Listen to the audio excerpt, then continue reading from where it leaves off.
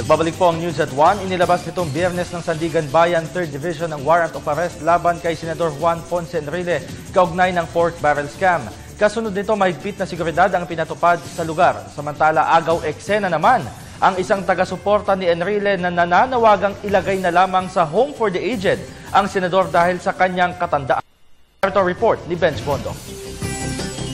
Pasado alas 3 ng hapon ng Biyernes, ipinalabas ng 3rd Division ng Sandigan Bayan ang warrant of arrest laban kina Senador Juan Ponce Enrile at 4 pang kapwa akusado nito sa mga kasong kaugnay ng pork barrel scam. Bukod kay Enrile, kabilang sa mga kinasuhan ang itinuturong mastermind sa likod ng anomalya na si Janet Lim Napoles, John Raymond De Asis, Ronald Lim at ang dating Chief of Staff ng Senador na si Attorney Gigi Reyes. Nakasaad sa resolusyon ng 3rd Division ng Anti-Graft Court na nakakita ito ng sapat na basehan upang kasuhan ng graft at plunder ang mga ito. Kaugnay nito, ibinasura naman ng Sandigan Bayan 3rd Division ang motion for bail na inihain ng kampo ng senador. Tinanggihan rin ito ang motion ni Enrile upang ipatigil ang paglilitis dahil sa kakulangan ng merito.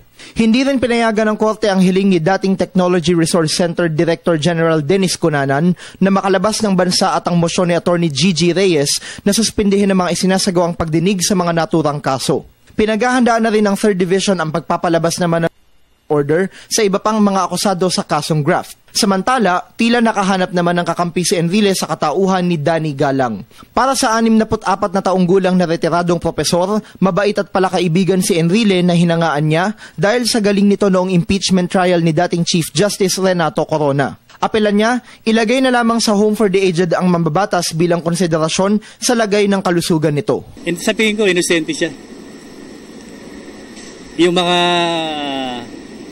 nakapaligid sa kanya, katulad ng Chief of Staff, yun ang talagang may may kasalanan dyan.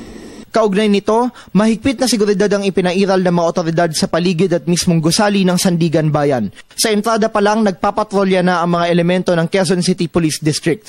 Nilimitahan rin ang pagpasok ng media kung saan isang team lamang ang pinayagang pumasok sa mismong loob ng Anti-Graft Court. Para sa Telebisyon ng Bayan, Benj Bondo.